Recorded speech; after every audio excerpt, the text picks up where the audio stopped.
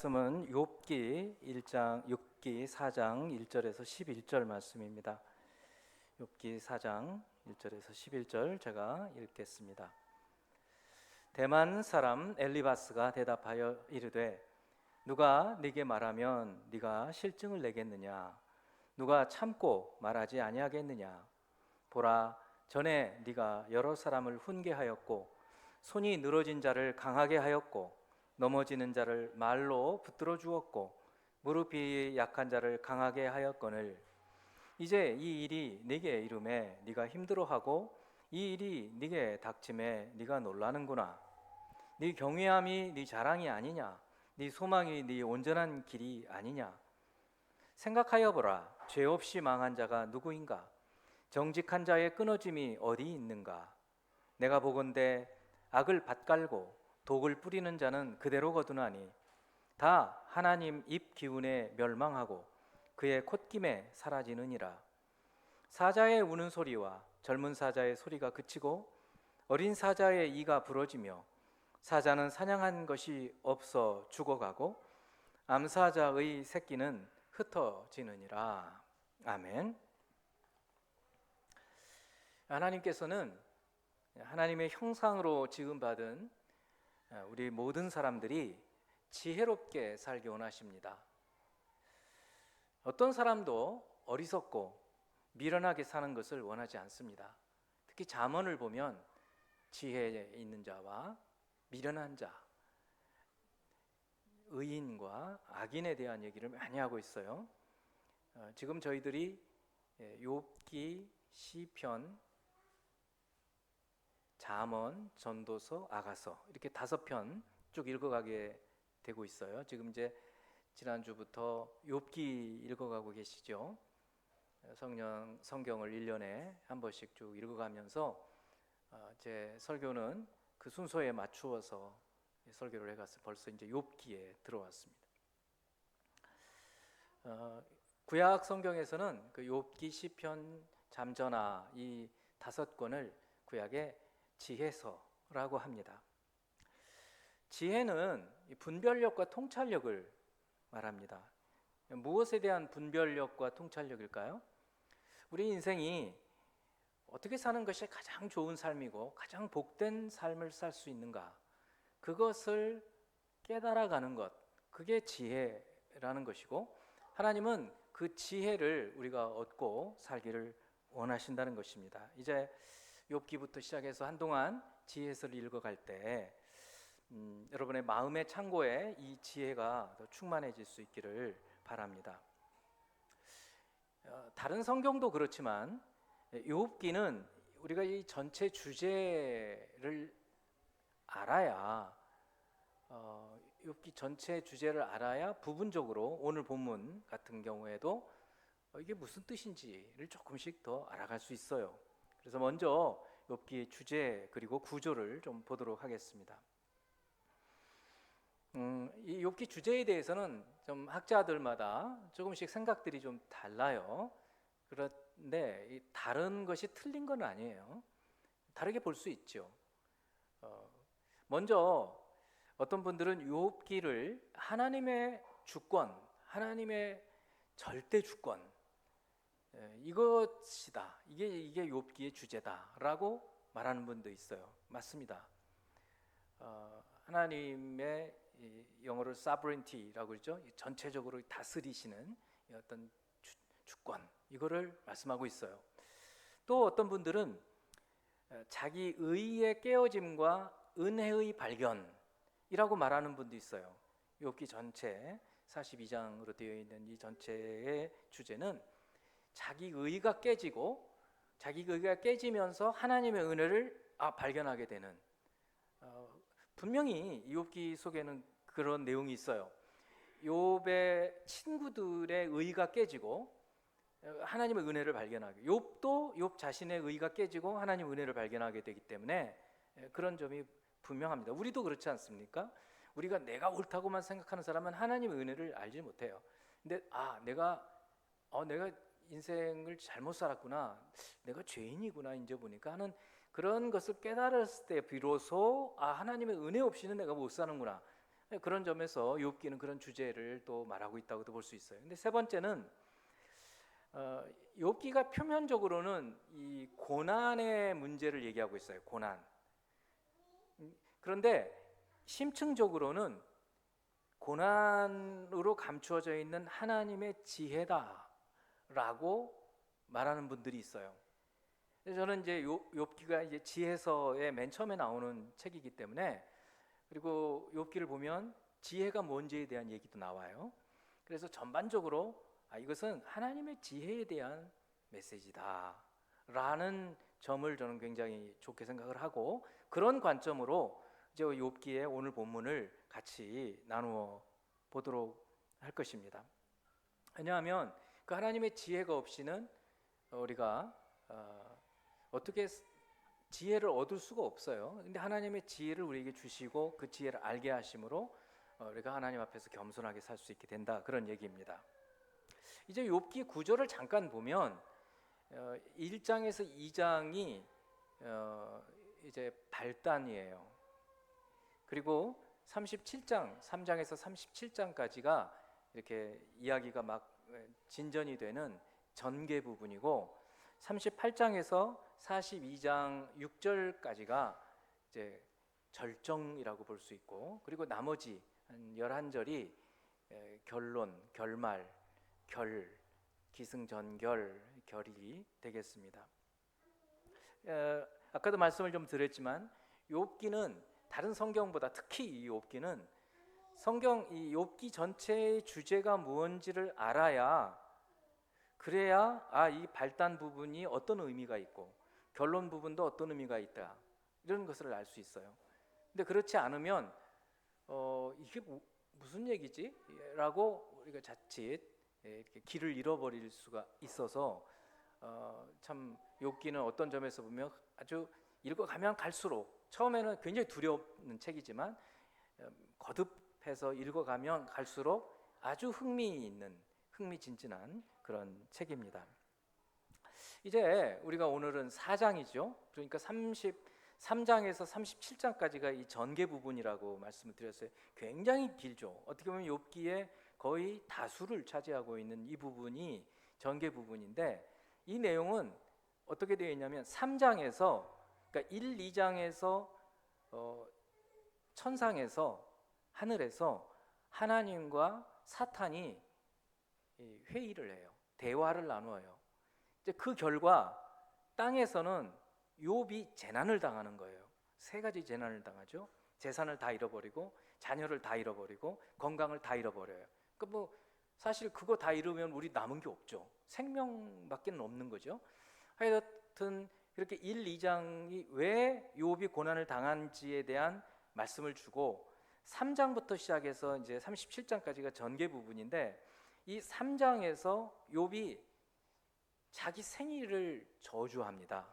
그러니까 우리는 가끔 이제 그렇게 생각해요. 욥이 의인이고 욥은 하나님을 원망하지 않고 이렇게 생각을 하는데, 그게 어떤 면에서는 맞지만 어떤 면에서 틀렸어요. 욥이 결코 의인이 아니에요. 후에 가면 하나님 막 원망해요. 하나님 원망합니까? 앞부분에서는 원망 안 한다고 되어 있어요. 자기가 이제 아내가 하나님 원망하고 죽어 이렇게 막 얘기를 할 때에도 그렇게 안 한다. 그 부분에서는 그래요. 근데 마지막으로 가면 아니에요. 바뀌어요. 왜냐하면 너무 힘드니까. 이제 그렇게 시작이 되는 거예요. 그래서 3장에서 욥이 자기 생일을 저주하면서 내가 왜 태어났나, 왜 죽어서 사생아로 안 나왔나 하면서 막 퍼부어요. 자기의 신세 타령이죠. 한탄을 하는 거예요. 그리고 4장부터 시작해서 욥의 세 친구가 와가지고, 멀리서부터 와서 일주일은 같이 애통해요. 근데 일주일이 지나면서 아까 욥이 자기 생일을 저주하면서 막 자기 신세를 한탄하니까 엘리바스, 빌닷, 소발이라고 하는 이 세 친구가 돌아가면서 욥에게 충고를 해요. 근데 그 충고가 욥에게 뼈 있는 어떤 말들을 해요. 근데 이 욥에게 해당되지 않아요. 그러니까 욥이 거기에 발끈해요. 그래서 친구가 욥에게 말을 하면 욥이 거기에 반박을 해요. 또 다른 친구가 욥에게 말을 해주면, 충고해주면 욥이 거기에 반발을 해요. 욥기의 전개 스토리가 그렇게 되어 있어요. 친구 욥, 그거를 세 바퀴 돌아요. 세 바퀴. 맨 마지막에 한 사람만 얘기를 안 하고 대신 엘리후라고 하는 사람이 나타나가지고 젊은 사람이 얘기를 하는 그런 형식으로 쭉 되어 있어요. 그러니까 읽어가면 정신이 헷갈려요. 이게 뭔 얘기를 하는지 잘 모르겠고 막 그래요. 이게 전개 부분인데요. 아까 말씀했지만 큰 틀 주제, 제가 뭐라고 그랬어요? 하나님의 지혜. 고난같이 보이는 현상 속에 하나님의 지혜가 들어있다. 이거를 지금 보여준다는 거죠. 자, 그래서 이제 오늘 저희들이 4장으로 들어오는 거예요. 4장 1절에서 11절까지가 오늘 본문이에요. 그래서 오늘 본문을 통해서 여러분들이 여러분의 마음의 창고에 이 하나님의 지혜로 충만하게 채워야 되겠다, 이런 마음가짐을 가지고 살자는 거예요. 자, 먼저 엘리바스라고 하는 친구가 제일 연장자예요. 그러니까 연장자가 먼저 말을 하는 거죠. 나이도 많이 들어서 지혜도 많고 경험도 많고 지식도 많아요. 그래서 엘리바스라고 하는 사람이 욥에게 사람의 지혜로 이제 말을 해줍니다. 그리고 나머지 두 친구들도 이 첫 번째 엘리바스라는 사람과 크게 다르지는 않아요. 그런데 이 친구들의 이 욥에게 하는 말의 핵심이 뭐냐? 그게 중요하죠. 이제 여러분들이 욥기를 읽어갈 때 그거를 잘 분별해 가면서 읽어요. 핵심이 뭐냐? 아까 말씀했죠? 사람의 지혜로 자기가 생각할 수 있는 지혜, 지식, 경험 이런 거를 가지고 욥이 왜 이렇게 고난을 당할까를 해석해 주는 거예요. 그러면 그게 뭘까요? 왜 욥이 고난을 당하고 있을까? 그거에 대한 그들의 생각이 뭐냐면 죄라는 거예요. 욥이 잘 사는 것 같았는데 보니까 우리가 알지 못하는 은밀한 죄가 있어서 너 지금 하나님께 벌을 받고 있는 거야. 이게 이 친구들의 말을 다 요약해서 말하면 그 한마디예요. 거기다가 이런 얘기를 막 해요. 권선징악, 상선, 벌악. 권선징악 많이 들어보셨죠? 상선, 선을 행할 경우에는 상을 주고 악을 행할 경우에는 벌을 준다. 벌악, 상선, 벌악, 이런 말들이잖아요. 그러니까 여러분, 권선징악 좋은 말이죠. 우리 소설 같은 데서 많이 듣죠. 그런데 현실의 인생살이에서 권선징악이 이루어지나요? 그럴 때도 있어요. 잘못한 사람들 벌 받죠. 그런데 항상 그러냐 이거예요. 그렇지 않죠. 그런데 이 욥의 친구들은 마치 이 권선징악, 상선, 벌악이 모든 인생살이에 있는 것처럼 말을 하는 거예요. 그렇게 그들의 생각, 그게 사람의 지혜죠. 사람의 지혜. 우리도 그런 생각을 가지고 있어요. 그런 생각으로 욥을 판단하는 거예요. 자, 이제 오늘 본문의 7절에서 9절을 한번 봐요. 이게 엘리바스라고 하는 사람이 욥에게 하는 말이에요. 생각하여 보라. 죄 없이 망한 자가 누구인가? 정직한 자의 끊어짐이 어디 있는가? 이 말은 시로 되어 있어요. 그러니까 약간 시적인 표현이에요. 죄 없이 망한 사람은 없다, 그런 얘기예요. 망한 사람들 중에 죄 없이 망한 사람 없어. 그러니까 욥, 너는 지금 망해. 지금 망한 거야. 너 망했는데 왜 망한 거냐? 죄가 있기 때문이야 라는 말을 이렇게 살짝 얘기하는 거예요. 처음 지금 대화의 시작인데 처음에는 좀 우회적으로 빗대어서 말을 하다가 마지막으로 가면 뭐로 끝나느냐면 너 구더기야, 너 벌레야, 이렇게 끝나요. 그러니까 아주 막장으로 가버립니다. 그래서 막 욥이 화가 나가지고 막 퍼붓는 거예요. 그러니까 욥이 처음의 모습이 아니에요. 마지막에 가면. 자, 7절에 정직한 자의 끊어짐이 어디 있는가?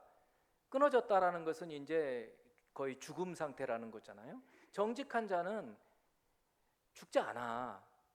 그런가요? 세상에서 안 그렇잖아요. 근데 이 사람들은 그 머릿속에 틀이 있는 거예요. 권선징악, 상선벌악 이런 틀이 딱 있어서 그게 사람의 지혜예요. 사람의 지혜. 마치 그런 것처럼 우리는 학교에서 교과서에서 권선징악 배우면 실제로도 그런 줄로 생각하는데 결코 그렇지 않아요. 유전무죄, 무전유죄 이게 현실이에요. 얼마나 많습니까? 그런 일들이. 답답하죠. 현실을 보면 답답한 거예요. 욥은 지금 그 답답함 때문에 애통하고 지금 너무 힘들어하고 있는데 거기다가 친구들은 이런 말들을 해서 결국은 친구들 때문에 더 고통스러운 거예요. 더 그렇습니다. 종말의 심판이 오기 전까지는 현실에서 권선징악은 다 이루어지지 않아요. 이걸 착각하니까 기독교가 그리고 윤리 도덕만 가르치는 줄로 생각하는 거예요. 그렇지 않아요.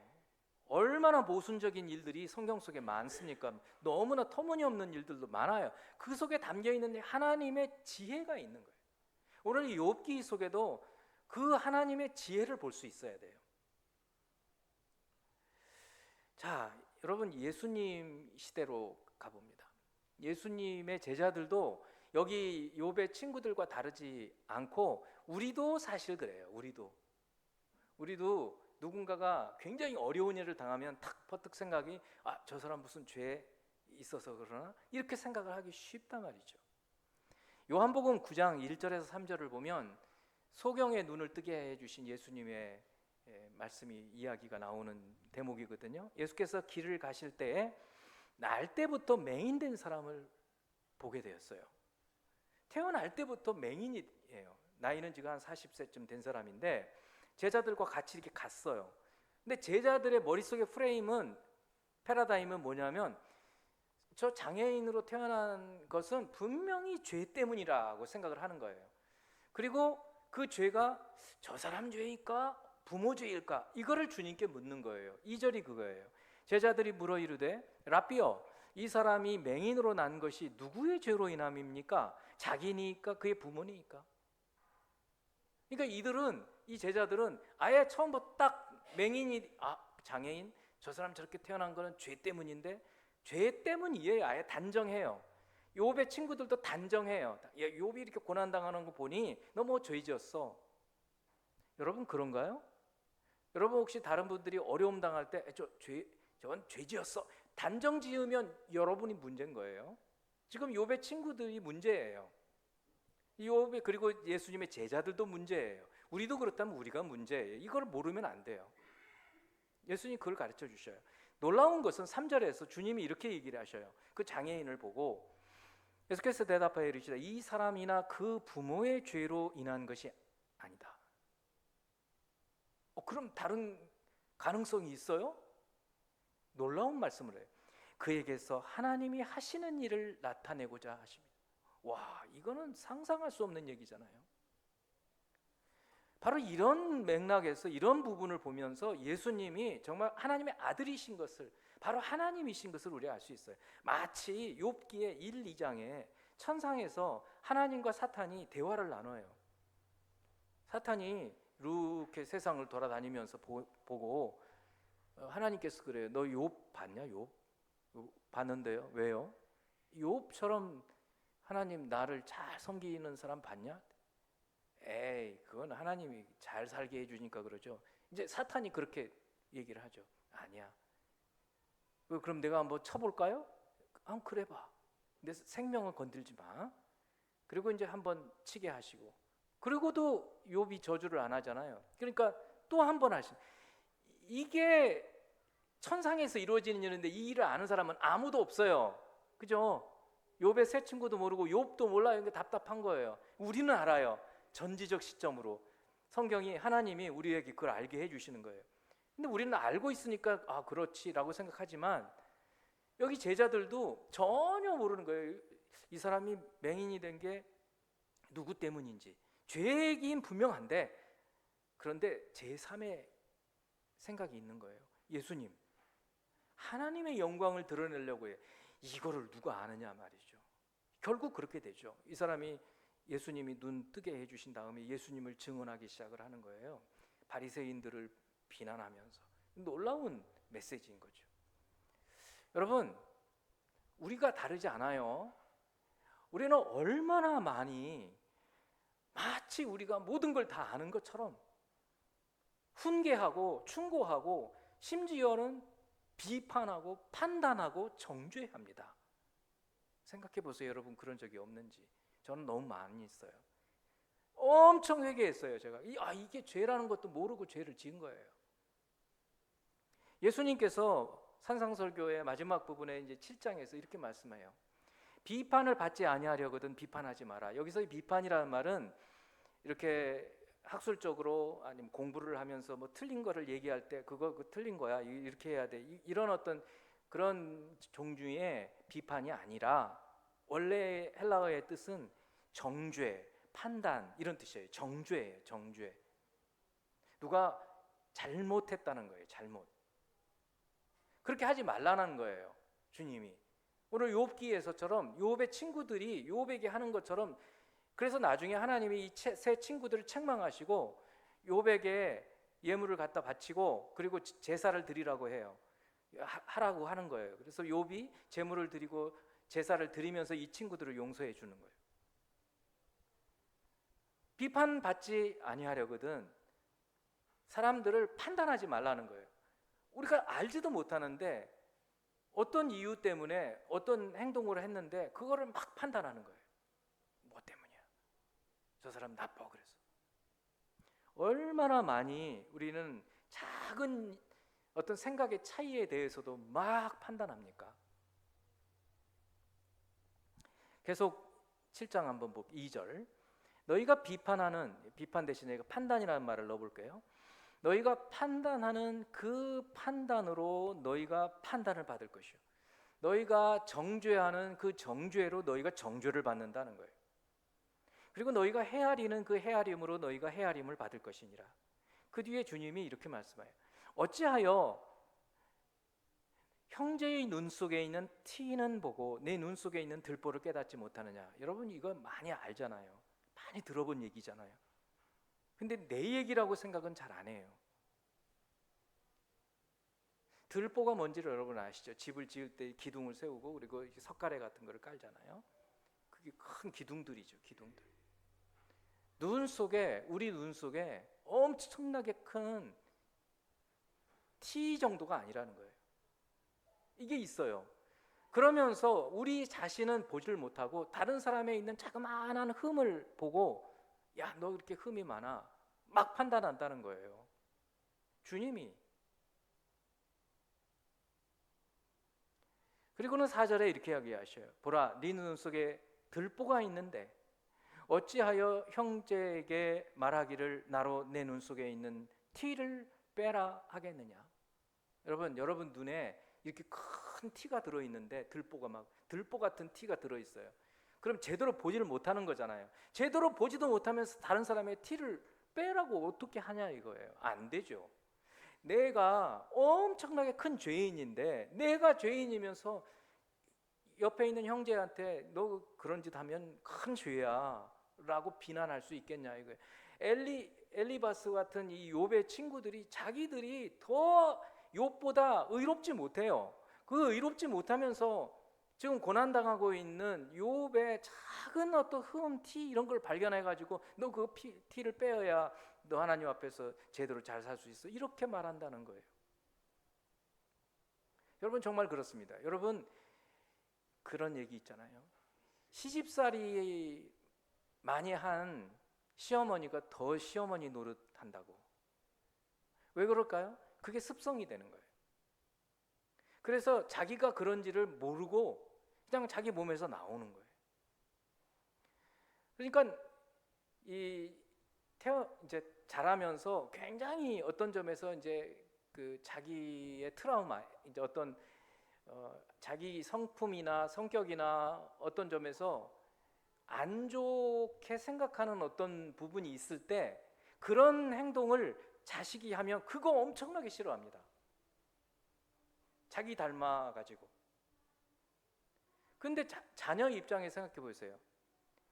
엄마가 아빠가 더 그러면서 자기는 별로 그러지도 않는데 막 야단친단 말이죠. 이게 비슷한 거예요.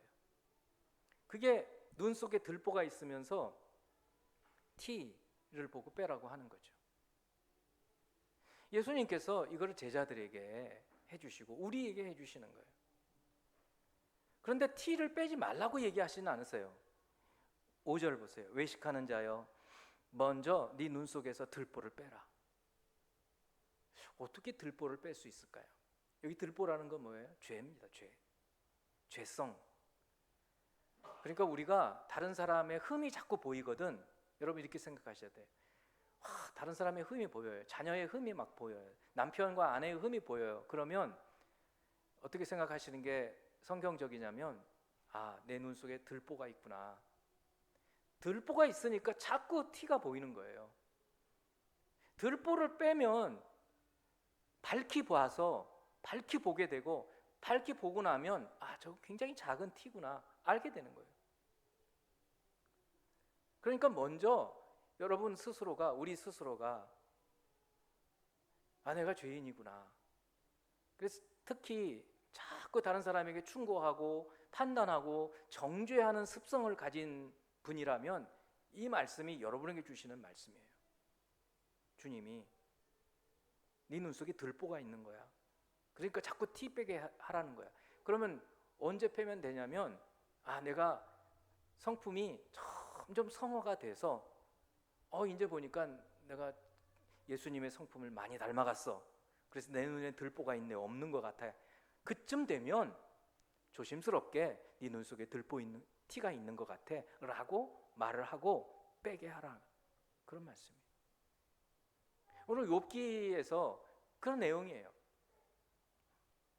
이렇게 살 수 있는 사람이 누구나 얼마나 될까요? 그러나 주님은 이게 진리거든요.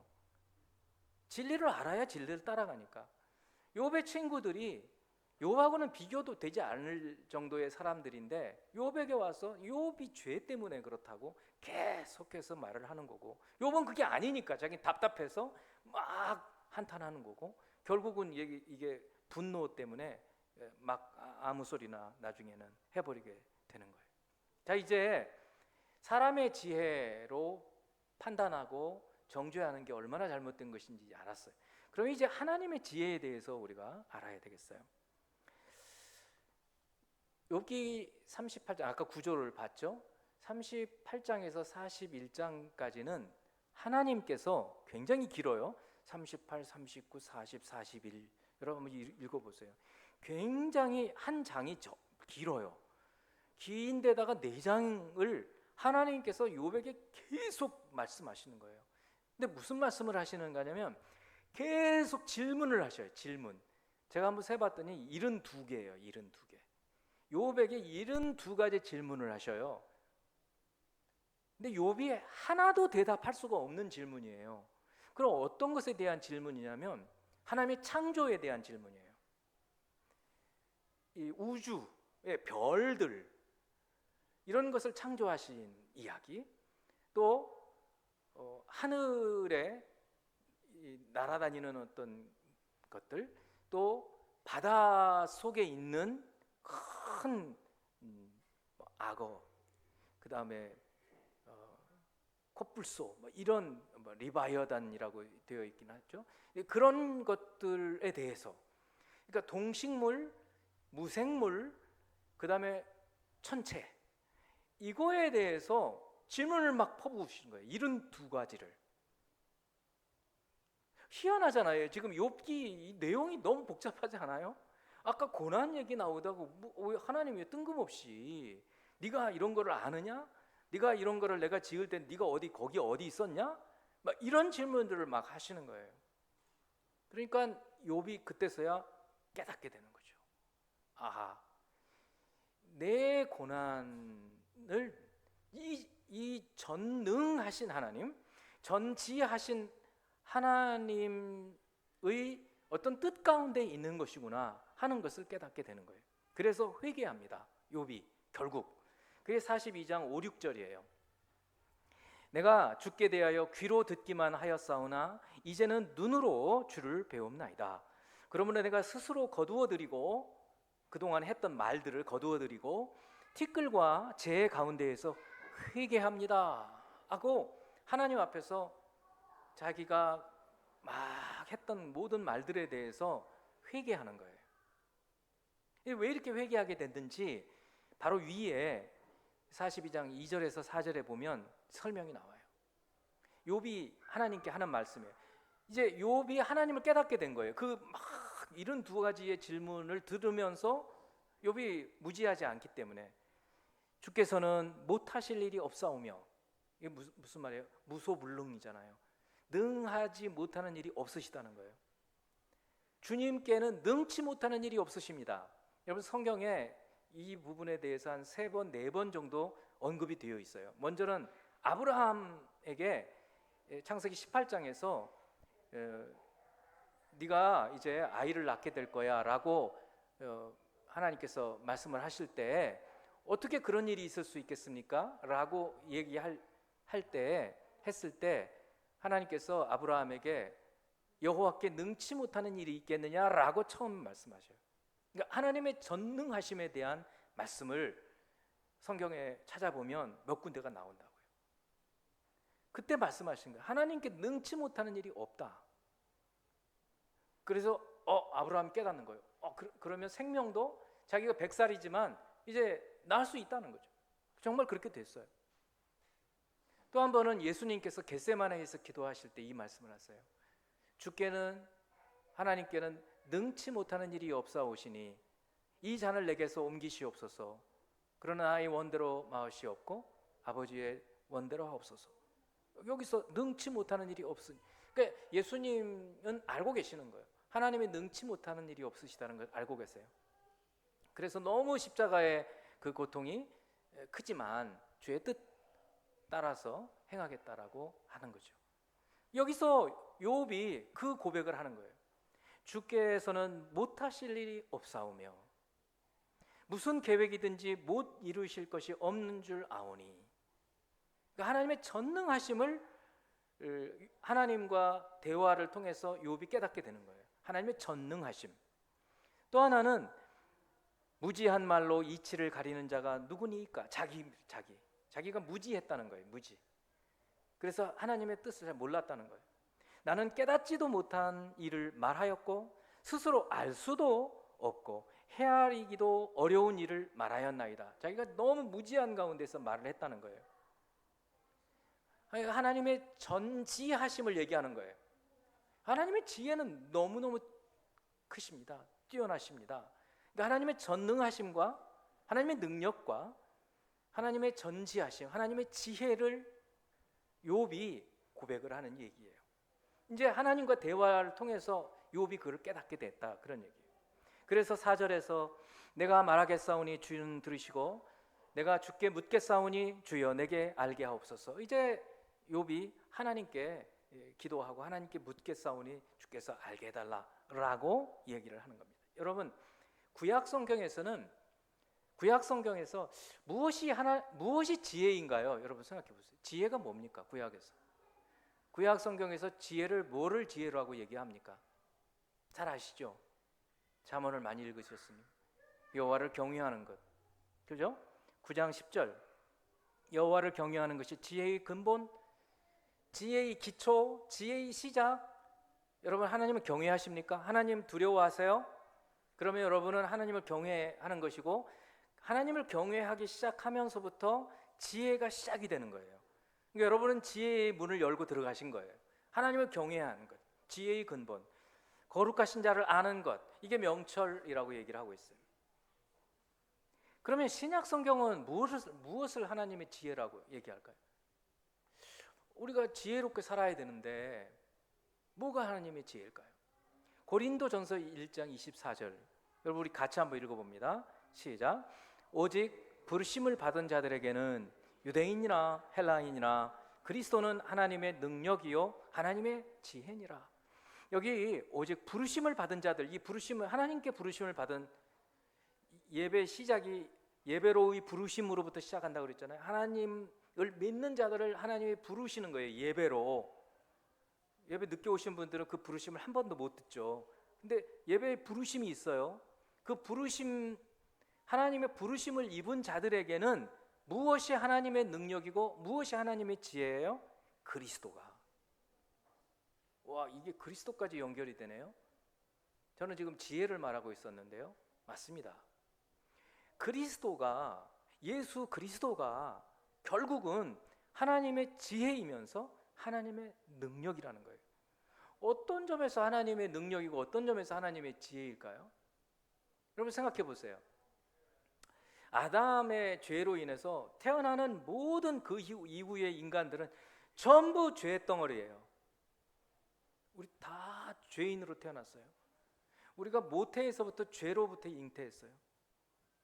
그런데 하나님은 죄인을 가까이 하지 않으세요. 그러면 이제 끝났죠. 하나님께 가까이 갈 수가 없잖아요. 이런 현상 속에서 하나님은 어떻게 해야 원래 하나님께서 하나님의 형상으로 지은 그 인간을 하나님과 가까이 할 수 있도록 하시겠어요? 여러분 막 생각해 보세요. 어떤 방법으로 그 죄인들을 하나님께 가까이 올 수 있도록 할 수 있겠어요? 여러분의 지혜를 짜내 보라는 거예요. 근데 사람의 지혜로는 어려워요. 근데 하나님의 지혜가 그리스도라는 거예요. 어떻게 그리스도가 모든 죄인들을 죄사하게 그리고 거룩하게 의인되게 만드셨는지 그게 여러분 이미 알고 있어요. 전능하신 하나님이신데 죄가 없으신 분인데 인간으로 오셔서 그 인간으로 오신 그분이 인간 전체를 대신해서 죽으시는 거예요. 그 죄를 담당하고. 이게 하나님의 지혜예요. 이 방법 외에는 방법이 없어요. 그래서 하나님의 지혜라고 해요. 그리스도가 하나님의 지혜예요. 하나님의 능력도 되는 거예요. 구약시대에는 방법이 있었죠. 죄인들을 하나님께 가까이 오게 하는 방법이 구약시대에 뭐였죠? 제사잖아요. 제사. 레위기. 제사를 드리면 1년 동안 죄 지은 것들을 죄사함 받았어요. 대제사장이 7월 10일 날 황소를 잡아서 피를 뿌림으로 속죄일에 대속죄일에 속죄를 했다고요. 그리고 특별히 개개인적으로 문제가 있는 죄들은 또 맨날 와서 번제, 소제, 화목제, 속죄제, 속건제 이 5가지 제사를 드림으로 하나님께 가까이 나올 수 있었어요. 그런데 그걸 계속해야 돼요. 계속. 그렇지 않으면 하나님께 가까이 나올 수가 없었어요. 근데 하나님의 능력은 예수님 한 분을 돌아가시게 함으로 단번에 그 죄의 문제를 해결해 버리시는 거예요. 이게 하나님의 능력인 거예요. 그래서 그리스도가 하나님의 능력이고 하나님의 지혜가 되는 거예요. 이거를 우리에게 알려주셨어요. 이거를 아까 욥이 왜 고난을 당했는지 천상에서 이루어졌던 그 하나님과 사탄 사이의 대화, 이거는 욥의 친구들도 욥도 몰랐었는데 이 구원받는, 지금 우리가 구원받는 거는 하나님께서 다 계시해 주셨어요. 그냥 그걸 받아들이면 되는 거예요. 이미 우리는 받아들였어요. 놀라운 거죠. 이게 은혜인 거예요. 은혜. 그런데 은혜를 받지 못한 사람들이 있죠. 이 사실을 받아들이지 않고 알지 못하는 사람들. 그래서 하나님께서는 고린도전서 1장 21절 말씀을 보세요. 하나님의 지혜에 있어서는, 아까 하나님의 지혜가 뭐라고 그랬어요? 그리스도가 십자가에서 죽으심으로 그 모든 죄를 속했다, 대속 제물이 되셨다 라는 것. 그 하나님의 지혜에 있어서는 이 세상이 자기 지혜로, 사람의 지혜로 몰라요. 그래서 어떻게 하시는가? 하나님 방법이 있는 거예요. 그게 뭐예요? 전도라는 거예요. 하나님께서 전도에 미련한 것으로, 왜 미련하다? 사람들이 볼 때는 미련하게 보인다는 거예요. 근데 그것이 하나님의 지혜예요. 또 그래서 저희들이 전도하는 거예요.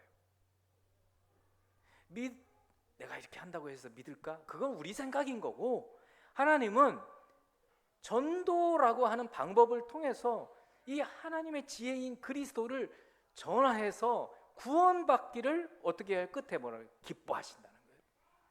하나님 기뻐하시는 게 그거예요. 하나님 기뻐하시는 건 죄인이 멸망하는 게 아니에요. 죄인이 구원받는 거예요.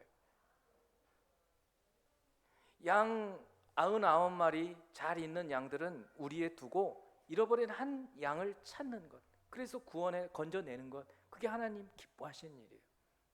천국에서 기뻐하신다고 그러죠.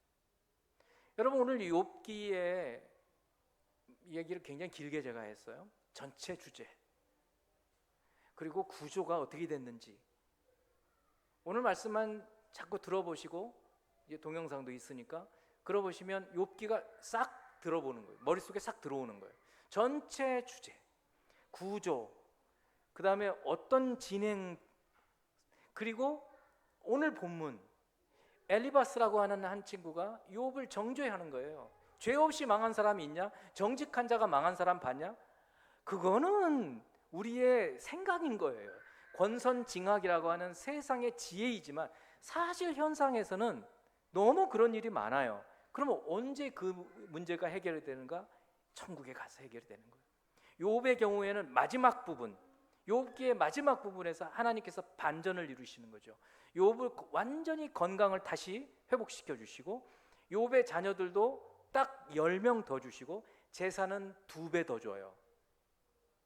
그래서 이제 부활하면 이미 죽은 자녀들이 거기 10명이 가 있고, 여기 있는 10명이 또 가서 2배다, 이렇게 그것도 부활의 증거다 라고 보는 분들도 있어요. 뭐 부활 얘기는 여기는 딴 얘기지만, 그렇게 완전히 바꾸어서 결국 주님의 심판 후에 이루어질 일들까지 보여주시는 이 결말까지를 우리는 욥기를 볼 수 있게 되고, 중요한 것은 하나님께서 이 땅에서 하나님의 능력과 하나님의 지혜가 되시는 예수 그리스도를 받아들이고, 그분으로 인해서 우리가 죄 사함 받고 자유하고 계속해서 성화를 이루어가고, 뿐만 아니라 이것을 전도를 통해서 구원했을 때 하나님이 기뻐하신다.